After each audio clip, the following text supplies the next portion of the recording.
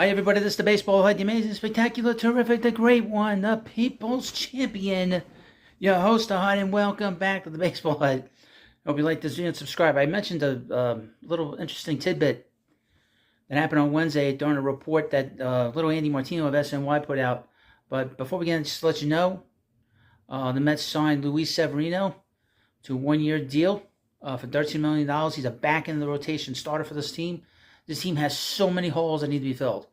Also, as I record this video, the Mets signed Joey Wendell to a contract, I guess a one-year, $2 million contract. I'm not doing a video on him. I probably do a short on him after this to let you know. But the Mets are starting to build this team up. You cannot build this team with one full swoop. David Stearns has come in here, and he has basically gutted this whole organization of all this dead weight that was on the Major League roster, that was on the 40-man roster, in the minor league system. He's gotten rid of so many people in that front office. He's bringing in new people. Obviously, the Mets brought in this new president of business operations as well. So the Mets have been very active here. And people say, we haven't made any big moves. This team has so many holes. Coming into Wednesday, the Mets had 28 players on the 40-man roster. That is a lot of. I never heard of so many, but that's how many roster spots need to be improved. Now, as you know, the biggest thing the Mets need to do is improve their pitching. That's the biggest reason why they did not win 101 games in 2023. And the first move was to bring in Severino to be a back end of the rotation starter, a guy that has not pitched well on a regular basis in a long time, but we'll see if he's able to stay healthy and is able to pitch well in 2024. There are also rumors of the Mets talking to Jordan Montgomery and, of course, Eduardo Rodriguez. But let's get into what this video is really about. This is about Dylan Cease. Now, Andy Martino put out this report talking about the Mets signing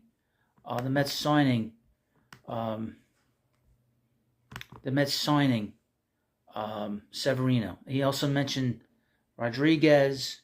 He also mentioned all these different pitchers. But one of the names that he mentioned during this report, and I was so totally shocked about, was Dylan Cease, because we had not heard anything with the Mets with him. The Mets have been very quiet on the trade front, to be honest with you. And now we're starting to see some names popping up. Obviously, people talked about Woodruff. Who knows where he's going to go in terms of where he's going to sign.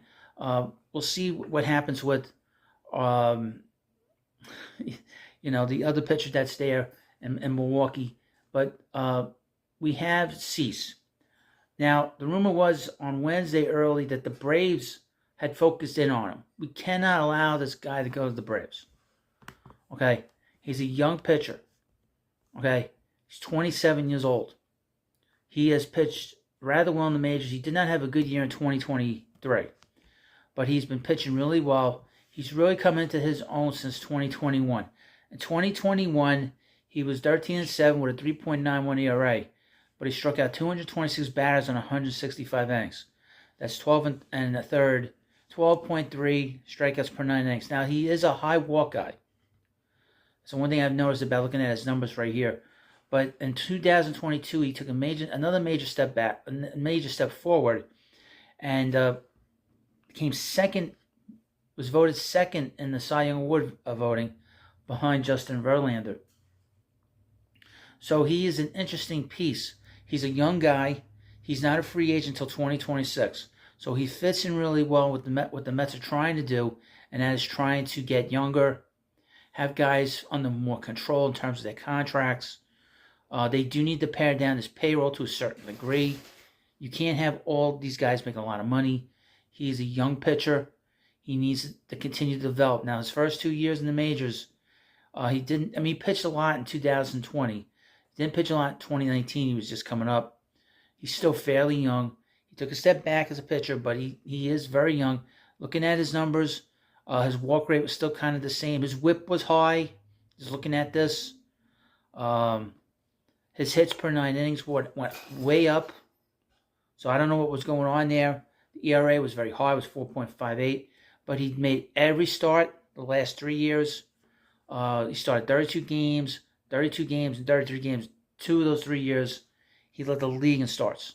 So he's durable. So he makes his starts. But he has very wild stuff. Just looking at his numbers, he's done a lot of wild pitches in the last few years. But this is the kind of move that I've been hearing. I was shocked when I saw it. I mean, the Mets need to get younger, obviously. They need to get more pitching in here. Obviously, they have so many holes to fill. The rumor is, obviously, the Mets are going to keep looking at pitching. That is going to be the major thing that they're bringing into this organization. Because none of the pitchers the Mets have in their minor leagues are ready. So keep that in mind as we move forward. The Mets don't have enough pitching, quite frankly. So, but this was an interesting comment that he made, and I don't know if anyone else has seen it or talked about it, because the teams we've heard up until this point with the Dodgers, like I said in the past, the Braves and the Red Sox. Now we can add the Mets to this. What the Mets could offer? It's a good question. I haven't really delved into what the White Sox need, but the White Sox were bad last year. They probably need everything. They probably need a hell of a lot more than what the Mets need. Now, talking about the Mets real quickly. The way they are built right now, how many games did they win last year in 2023? 75 wins. I would say they are right there right now. So they need to continue to make moves incrementally to improve this ball club. They're not there yet. Severino doesn't move the needle, obviously, and neither does Wendell. But I have faith in this general manager. He did a good job in Milwaukee. He has a hell of a lot more resources here. So I have trust in him. I'm not going to be one of these guys like Sal Licata, who's already going insane. You basically calling for the firing of David Stearns at this point, a month and a half into the job. Give the guy some time to build this club. And I think he's doing a great job in terms of getting rid of so much dead weight here. Getting rid of Vogelback was great. Getting rid of Guillorme was great. And getting rid of so many of these Wilpon players, so many of these Wilpon coaches, and all these Wilpon scouts, and all these Wilpon executives. Continue to do that, and hopefully with the new executive at the business side, get rid of all the get rid of everybody associated with the Wilpons. Get it to a point where the Wilpons quit and sell their shares of the club. Get them out of here completely. But that is a separate issue for a separate day. But this thing with Dylan Cease, to me, tells me that this executive, David Stearns, makes me very excited for this club, for the future. Now and in the future, as Brody Van Weyden said years ago, to be successful now and in the future. So, let me know what you think about this video. What do you think? I know what people are gonna say. So trading the players I don't like. I don't want Kevin Perron. I got Rodriguez. I got Alvarez. You know, every player that doesn't do well for the Mets, I want to put him in a trade for a big player. I don't know what his value is as a pitcher, to be honest with you. So, I am a little bit unknown about his value, where he stands. But like I said, he's 27 years old. He doesn't become a free agent until 2026. So the value is obviously very high.